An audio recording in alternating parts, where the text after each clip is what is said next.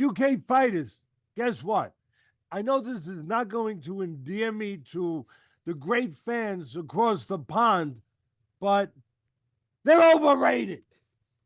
Not listen, there's exceptions. I get it. But ask Triple G, tremendous fighter, tremendous middleweight. Look at his resume. He built it on UK fighters. He demolished UK fighters one after another. They were terrific over there across the pond. They were great. But then when they stepped up, I hate to say over here, but it kind of was over here with the top echelon of guys outside of that area. Guess what? They came up short. Come on. Don't hold it against me. You're not going to make crumpets for me no more. All right, I'll make my own. Welcome, everyone, to Top Stories. Teddy Atlas dropping bombs here on Top Stories, talking about UK fighters. And now we bring this up. I'm George DiMatteis, by the way, alongside Paulie Malignaggi and Chris Algieri. We bring this up because of the recent fights of Conor Benn, and now he's being called out on Twitter with Tank Davis and some others talking about they want to fight Conor Benn. So we bring up the issue, and Paulie, I'll start with you. Do you agree with Teddy? Are UK fighters overrated? I think there was a stigma about UK fighters a while back. I remember as a kid, sometimes there was that stigma, you know, they're good, but they can't get over the hump as far as getting the big one. You know, there was Frank Bruno. Lloyd Hunnigan was a pretty good fighter, but then Mark Breland knocked him off. Obviously, Henry Cooper before that, you know, way before me and whatnot, he came up short against Ali, even though he put up a good performance. I think UK fighters had this stigma when I was a kid. I can remember. And there was obviously always exceptions to the rule, like Ban and Eubank and things like that. But I feel like in the time I've been boxing personally, that stigma has sort of worn off a little bit. Like I feel like UK fighters have sort of gotten over that hump in my lifetime. In my lifetime in professional boxing, I've seen a lot of success coming from the UK that maybe we didn't see as much of before. UK fighters were always qualified to be spoken about at the top, but they didn't quite always reach the levels that maybe the fanfare that they had in England would merit. But I feel like, you know, to go back to the point, I feel like in my lifetime, the UK in general, the UK boxing scene in general, has sort of accomplished more parity in that way, in that enough of their fighters do get to the top to where there is a merit-based system here. Now, don't get me wrong. I feel like also boxing is a much bigger sport in the UK than it is in the US. So because of that, any even relatively decent contender will get a lot more press in the UK, while if you're just a decent contender in the US, you will get no press. So does that make you overrated, or does that just make you the beneficiary of a really good boxing culture? All right, Chris, up to you now. What do you think? Yeah, and being champ, boy, I'm 4 or 5 young years before you or after you, younger. So yeah, I kind of have the same experience. That I do remember, just historically, me looking into, you know, fighters of the past. That yeah, the British guys were not really considered on the same level as the fighters over in the U.S. And the ones that did make the trip over here usually got knocked off. And even a lot of them would get beat by Americans going over there. But times have changed a little bit in terms of that. You're seeing a lot more competitive. If you look at the light heavyweight division right now, you got some of the top guys in light heavyweight are British. We just had a big fight over the weekend, Buatsi and Aziz, the 2 top guys that are arguably in the top 5 fighting each other in the same weight class. Then you got a guy like Callum Smith who just got knocked off by Beterbiev. And then you got 2 Russians at the top, and then you've got 3 or 4, Anthony Yard, another British guy, in the next in line. So the top 5 are all from, not the U.S. So I think we're seeing a little bit of a shift there. And to your point, Teddy, you talked about Triple G knocking off all these British fighters. How about Canelo? How many Brits has Canelo smashed on his way in recent years? That's kind of like the pinnacle for a lot of those guys, is to come over here and get beat up by Canelo. And no one ever got close to coming to beating him. Well, I think it was enough. I was upsetting the British fans. I didn't want to go into the Mexican ones. You know. What is that? not this early in the day. Not this early. But I'll tell you, but is that also because Britain's boxing culture is so popular that it has created a situation where these fighters get these opportunities, or are they deserving and are they good enough? The Champ Chris said, for example, some of the top light heavyweight contenders are all from England. And they're all good. But are they good because they're British and they're getting the notoriety more so than from other cultures, or are they good? I mean, I feel like they're, listen, I don't know in a stacked light heavyweight division if Watsy and Yard are going to be world champions, but I mean, They're still good. They're still. I find them to be entertaining. I find them to be your good. To your point, it's a tremendous. It's the right point. No surprise, but you could. There's a few, and again, I want to be careful because people are saying maybe I'm doing it because some of these guys, I didn't even know they fought on ProBox, but until I looked and I said, oh, gee, they're actually fighting on ProBox. But there are some light heavyweights that are in the States that obviously haven't gotten to that place yet of great acclaim, but they are 10-0, 12-0, 14-0, whatever. And you don't know diddly squat about them. You really don't.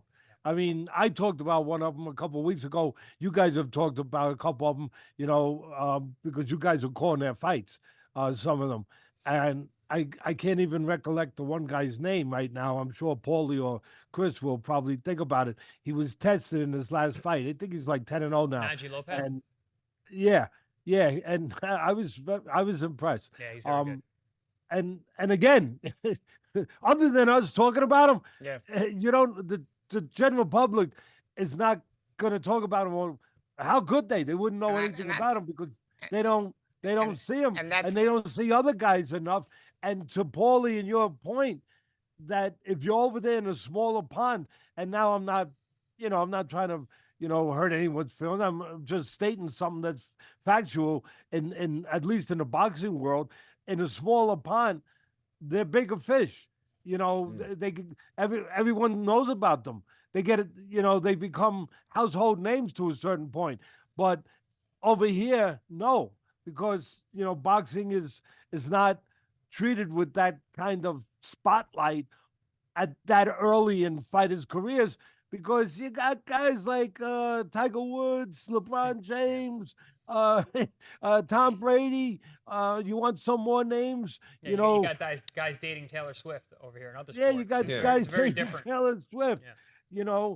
So that is where the concentration is over here to get any kind of spotlight the way that the fighters that Paulie just touched on get over there. You gotta beat King Kong, and then you gotta take on Godzilla the next day, and then maybe Mothra for the down the road. I mean, you gotta do something to really get everyone's attention. It's a lot easier across the pond because there's less competing for those TV spots, for that attention. You have boxing. Obviously, soccer, they're tremendous. Cricket. And you got cricket, all right. And you got snooker. Formula One. Yeah, Hamilton. Formula One, a little bit. Well, And we snooker. got American football, which is just Yeah, massive, and massive. snooker, But I think I'm still trying to figure it out. They got no pockets, but to tie in both your points, like Teddy, you mentioned that hot take, it's like overrated. What does overrated really mean? If you really break it down, it's that it doesn't mean somebody's not good. No, you're getting more attention than you deserve, right? 100%. And what does the attention equate to? Opportunities and money. So do you have these guys who are making a big name for themselves in a smaller talent pool because there's less sports to compete with, right? So now they get these big notoriety at an early time in the career, like to your point, Teddy, and then they come over here and they get these huge opportunities against guys that have had to really struggle to make it of dealing with all the other sports here. So yeah, they're overrated in that sense. Yeah, they're getting opportunities they probably haven't earned yet, or haven't earned the same way the guys over here have, and that's why you see a lot of times there's mismatches. Another really good British fighter comes around, Kell Brook. Kell Brook came over and beat Sean Porter, one of our contributors, right. And an excellent showing. I mean, he was fantastic. I thought he was one of the better British champions that we've seen in recent years. And then he was always looking for that big British clash with him and Amir Khan, which he finally got way too late. But yeah, no, I think there's arguments for both. But to your point, Champ, lately I think that's less apparent than it used to be. But I'll say this: Kell Brook is an example of a British fighter that didn't get the opportunity the opportunities he deserved. And I think the only time you see that is when you have two superstar British fighters in the same weight class. Where I'm noticing, and unlike the guys of the old days in British boxing, where Eubank and Benn and Collins always fought each other on those shores. Anyway, I know Collins is Irish, but on those shores. In today's modern day, when you have two superstars in the same weight class, I notice the bigger superstar doesn't want to fight the lesser superstar in England. I've noticed it pretty consistently, you know? I know Calzaghe came around a little bit before Frock, but, you know, that fight could have happened. You know, Hatton-Witter, I get it. That fight could have happened. Khan and Brook. Should have happened way earlier. It happened, but could have happened way earlier. You know, so I don't think they do themselves any favors when they do that either, and they kind of allow that because you could easily, with the press the British have, with the British press is so strong, it's so engulfing in the boxing world, you could easily put the pressure on the bigger superstar fighter to fight the lesser superstar fighter if the fight is expected to be a great match. And they don't do that. But they typically are blowhards of the bigger superstar fighter, and they enable the not Champ, fighting. because the bigger superstar fighter is going to go, well, I'm going to go to the States. Yeah, and it's always, I'm going to get the and bigger they money always over play there. it that way. But again, Because it's also, if they can't get off their shores, they can't come here. but it's also up to the British press because there are guys that get the opportunities. Like for example, one of the ways it is overrated. You mentioned Najee Lopez, and I look at it like in an Anthony Yarde situation. Anthony Yarde didn't have a big amateur career, but because of the British backing, British push, he was looking pretty good. Again, in America, he would have been a sort of a contender prospect that nobody would have really been paying attention to until he got to a higher level. But in England, he gets picked up by Frank Warren. More people are paying attention to him than if he was American. And through that, more people paying attention to him than if he was American, he gets an opportunity to fight Kovalev. He gets an opportunity, and once you get that opportunity, if you look good, now you can hang around, and that's what he did. Good. He looked good, and he can hang around. He got the Bitterbeer fight. People still talk about him, and that's what I'm talking about when we discuss the overratedness. Is that it's not really overrated. He's a capable fighter, but a guy in that position in England will get an opportunity that maybe in America, the guy will kind of get lost in the shuffle and he'll have to grow much higher if he even can at that point because the road becomes more difficult. And I look at it like a Najee Lopez. I look at it right now like Najee Lopez, for me personally, you could put him in with any Anthony Yarde right now. It's a fight. You know what I mean? Me too.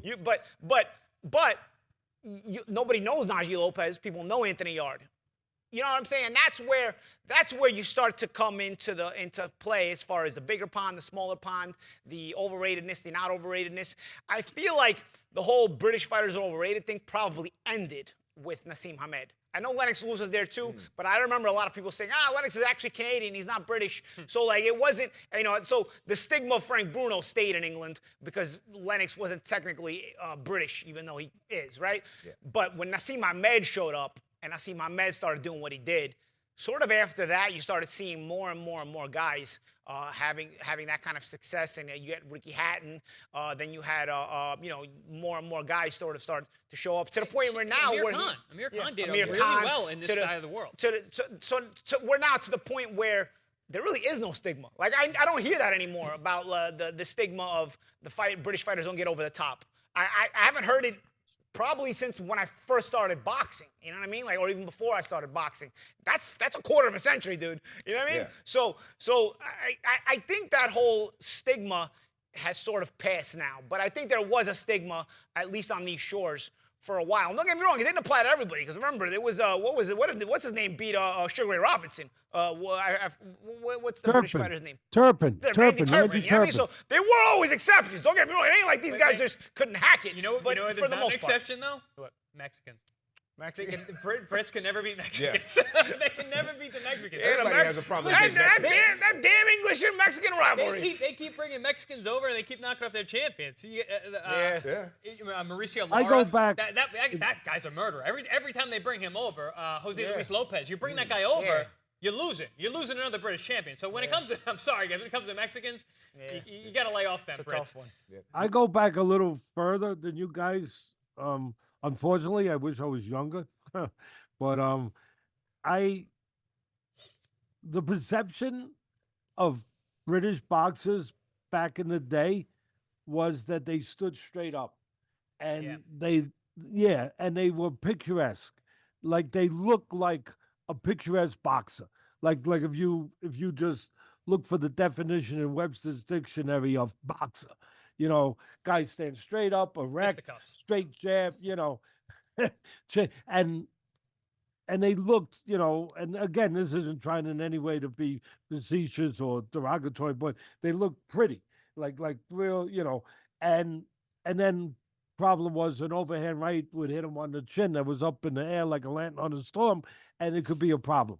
And it as they immersed into the states scene of boxing more and more, they started to realize that rather than a strength of that look of standing, picturesque and straight up, that's a British boxer. That's what a boxer looks like. You know, they started to realize, well, if you're going to be effective on that level with some of the guys over here, not just boxing other guys that stand straight up, but guys that actually move their head, bob and weave, bend, get low, come up top with shots, as you're throwing that jab and your head's not moving and the right hand comes over and you're a stationary target, then it might be a good idea maybe to start to get out of being straight up and picturesque and maybe travel to the United States to get a little bit of that American training. And there was an evolution. There was sort of an evolution of that um, changing. And I remember because Mickey Duff and those guys, he was the top promoter back then, and him and George Francis, the trainer for Frank Bruno, Terry Lawless, part of the group that really ran boxing, quite frankly, back in those days with Mickey Duff being the front guy. Jarvis Astaire, also he owned Wembley Stadium. I mean, that's a pretty good partner to have. And they ran boxing over there. And I remember they came over here with an up and coming fighter named Frank Bruno that you guys were just talking about. And Bruno was about 9-0. A real gentleman. He's still a gentleman. And big, strong, Herculean looking guy, Adonis body and everything. And we put him in, he came over to be put in with a 15-year-old guy that we thought was going to be pretty good. His name was Mike Tyson, and sparred a couple rounds with him. And we knew that he couldn't go 5, 6 rounds with him. Paulie and Chris understand this right away because Bruno still was big, he was strong, and he was mature. He was a man. He had pro experience, like I said, 7, 8, 9, 5, whatever it was. And Tyson was an amateur, national junior Olympic champion 2 years in a row, knocked everybody out. Great talent, great promise, but still an amateur, still a kid. And we put him in for 2 rounds. We put a fast one on him, to be honest, not in a bad way, but in a way of protecting the fighter and knowing our business, where they probably had in their mind that they could go 4 rounds or whatever. And after 2 rounds, we pulled him right out. Mike, they never expected what was going to happen, how they heard about him. And of course, Jimmy Jacobs was friends with Mickey Duff. So he told him because he was the guy who was fronting, he was, funding a lot of the program up there, him and Bill Caton with Cuss. So Jimmy was friends with pro fighters, and he was friends with Mickey Duff. So Jimmy told him about him, and it's set up where they came over. They were over here doing some kind of publicity tour. They stopped at the Catskills to box, and I remember Cuz, I trained Tyson, but I remember Cuz saying, "Send him out fast." I don't think you had to tell Tyson to go out fast anyway, but he went out fast. He went out fast. And look, I love Frank Bruno. I was just with him in Saudi Arabia. Still a gentleman. More people should emulate him. Forget about the straight up stuff. They should just emulate him as a man, as a person, as a decent human being. But he, he, it was a rainstorm, and he didn't have an umbrella. And And those punches started coming. He got going. Listen, he weathered through it. After 2 rounds, they figured, okay, now they knew what they were dealing with. Like Frank was like, oh my god, and okay now, and Mickey and Francis, the George Francis, like, okay, now we're gonna, start doing what we got. All right, that's it. Pull them right out, and they were like, we're no more. No, that's it, because we knew that we're not, we didn't have the experience for him to do beyond that, but we got done what we wanted to get the confidence for Tyson. They got an understanding very early that this guy was a pretty talented guy and he was going to grow into a pretty good fighter. And then, of course, they met later on once again. So it was an interesting moment. Put it that way. Mickey, I remember Mickey turned to me and said, you put a fast one on me. I tell you, man, this is why ProBox TV is something you guys need to subscribe to. Those inner stories, those behind the scenes stories.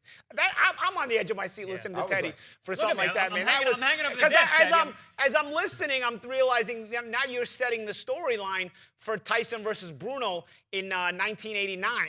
And then, of course, the psychology that Bruno has, because everybody used to always talk about Bruno just so intimidated by Tyson. Well, you know what? Intimidated by Tyson because there's already a history, there's a past. And then in 95, again, he's intimidated. I'm thinking the intimidations just stems from 1989, but it actually stems from 1981 or 82. You know what I mean? So this is why you guys gotta subscribe to ProBox. The behind the stories, behind the scenes details like this. Teddy, was there? I mean, I guess I don't know if we have time. But there must have been a story about Lennox coming too. I heard. Well, you were already left the Catskills by that point. I think I heard Lennox when he was an amateur also came up there. Yeah. I was gone. I was gone when Lennox came, but I was there when Carl Williams came. Carl Williams had just won the World Amateur Championships.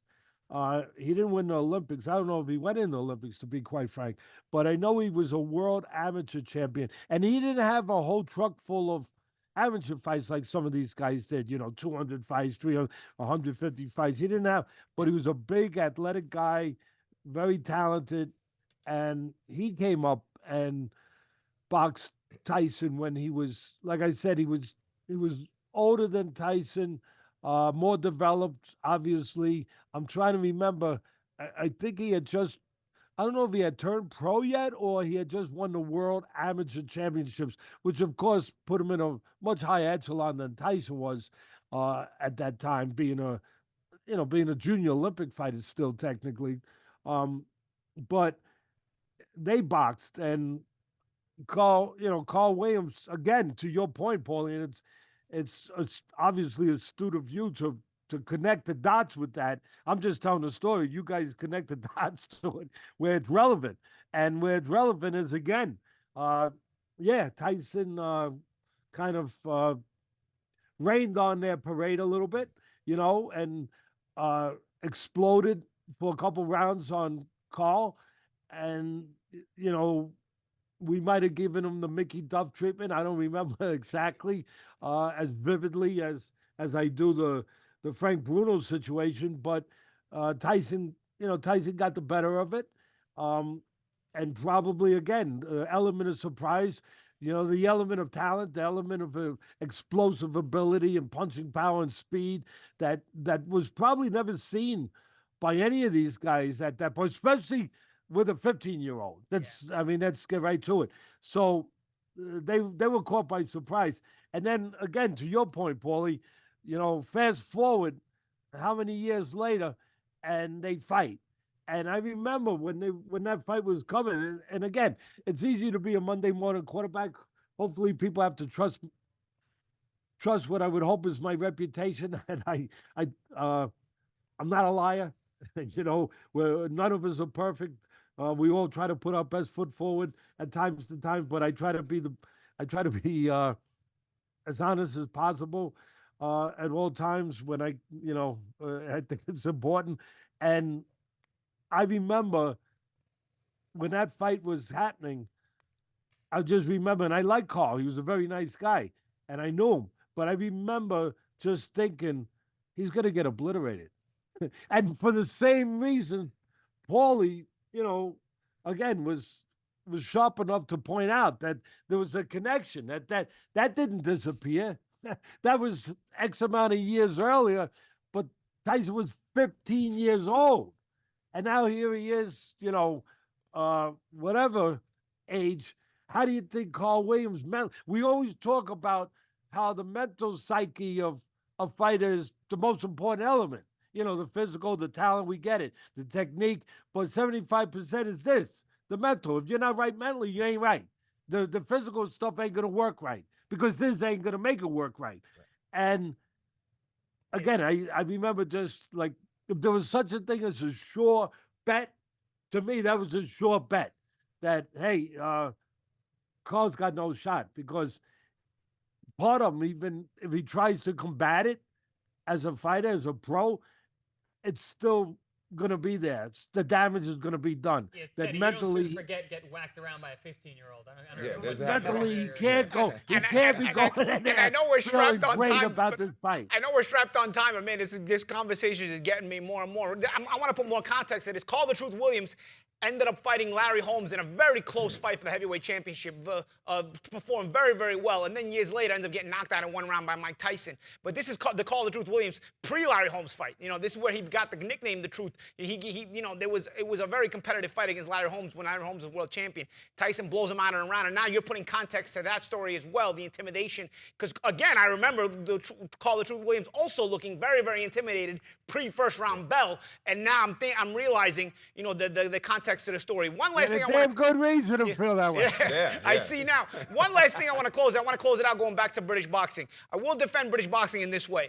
Henry Cooper against Cassius Clay, the first fight. Let me tell you something. If you watch that fight, Ali needs the help of the ropes to walk back to the corner. He is out. If not for the glove gate situation there, history is changed by a British boxer. Henry Cooper, always loved by British boxing fans. And let me tell you, he got robbed of a victory that night. And I love Ali. To me, he's the best fighter ever. But I'll tell you, Henry Cooper's robbed of a victory there. Ali's not recovering in between rounds. I add this to both of you. Really, think about it. You're right. 100% history changed, but it wasn't. It wasn't because of what happened. How many great fighters in the history of our great sport that history would have been changed had not some kind of, whatever you want to call it, divine intervention hadn't come into play. Think about it. Politics. Yeah, you call it divine intervention. we call it politics. But listen, guys at home, if you're listening, where else are you going to find this stuff? Literally nowhere. Right. You have to subscribe. ProBox TV, this is the only place you're going to find this kind of content. And we come to you every single day, 5 days a week, all year round. You can't beat it. So if you're not subscribed, I don't know why you wouldn't be. And if you are, tell a friend. And just if you're not, add one thing. If you're not subscribed, you're overrated. As a boxing fan. Hot take. And you have to go to the zoo. We'll leave it at that. Teddy, Paulie, and Chris, thank you very much. Oh, by the way, 3 fighters from the UK currently hold belts in world championships. So that might add or take away from your argument in terms of overrated or not. Anyway, Friday, February 16th, the next live fight event on ProBox TV YouTube channel as well. It is supposed to be Wednesday nights, but Wednesday is Valentine's Day. So it's Friday, February 16th. What is it? Wednesday of love, Friday of violence? What is it? Valentine's Wednesday, Friday is violence. There you go. That's what it Wednesday is. Night Fights special edition on Friday night, February 16th. Yeah, it's going to be a great one there. Looking forward to that main event as well. And don't forget, we're trying to get to 100,000 subscribers. So like and subscribe on YouTube. That does it for Top Stories. Take care, everyone.